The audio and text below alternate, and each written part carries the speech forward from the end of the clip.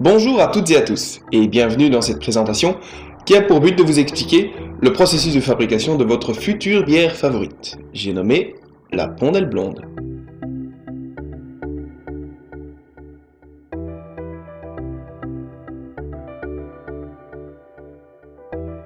Le processus de fabrication d'une bière est assez long.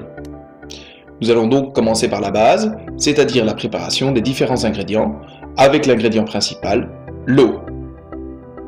Pour brasser, nous utilisons une eau de source locale. En effet, nous utilisons la source des Évaux qui se situe à Mousty et nous permet de brasser avec de l'eau de la région. L'eau constitue la majeure partie du produit fini. De ce fait, elle doit être d'une qualité irréprochable.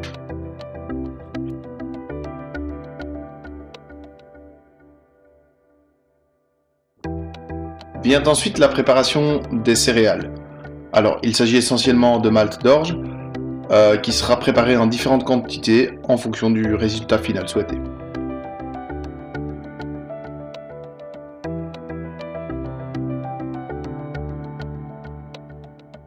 Alors, le grain de malt d'orge est assez dur. Nous allons donc passer à l'étape du concassage à l'aide du moulin.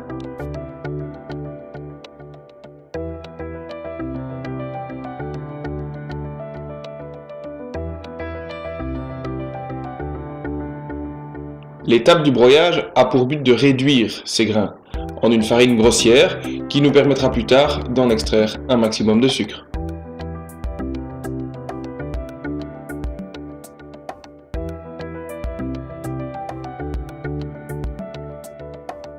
Nous y voilà! Le brassage va enfin pouvoir commencer. La première étape de celui-ci est l'empâtage. Pour ce faire, nous faisons chauffer la casserole avec de l'eau avec une température bien définie pour pouvoir y plonger ensuite la farine précédemment obtenue à l'aide des grains d'orge.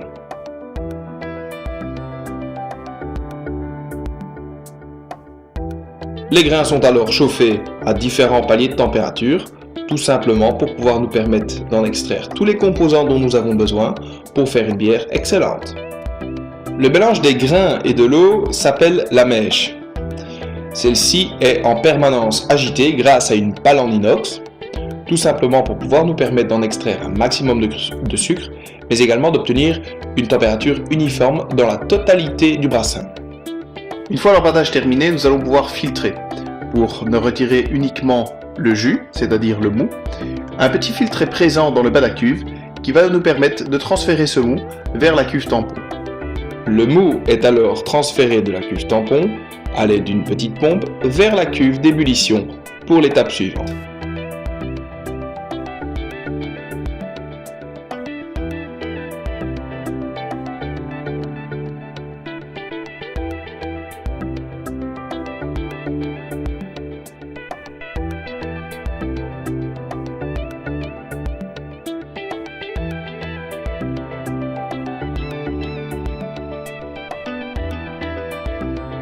Le reste des grains présents dans la casserole, que nous appelons ici des drèches, sont rincés avec de l'eau chaude pour en extraire encore les résidus sucrés qui peuvent y persister.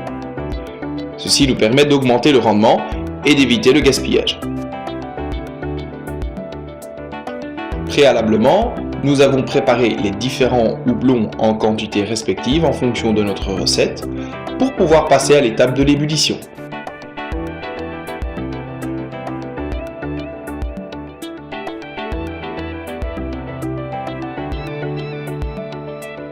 Une fois le mou en ébullition, nous y plongeons les houblons à différents moments et en différentes quantités pour pouvoir obtenir le résultat désiré. Nous distinguerons deux grandes catégories de houblons, les houblons qui vont apporter l'amertume de la bière et les houblons qui vont nous apporter les arômes et les saveurs. Nous voilà déjà à la dernière étape du brassage, le refroidissement. Le mou obtenu doit être refroidi assez rapidement pour éviter tout risque d'infection. Pour ce faire, nous utilisons un échangeur à plaques. La bière est alors amenée sous la barre des 25 degrés et déplacée vers la cuve de fermentation.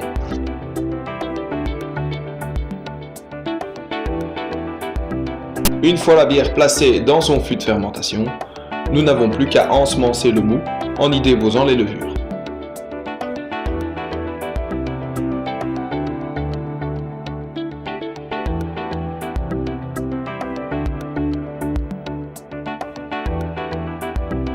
Nous plaçons ensuite la bière dans sa chambre de fermentation qui lui assurera une température constante aux alentours de 20 degrés.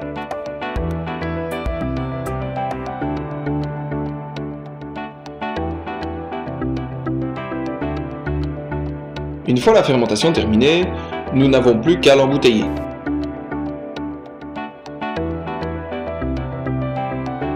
Les bouteilles sont ensuite capsulées et étiquetées et sont amenées en chambre de maturation pour environ 3 à 4 semaines. Et voilà, 2 à 3 mois se sont écoulés entre le brassage et la dégustation de la bière. Je vous remercie pour votre attention et à votre santé!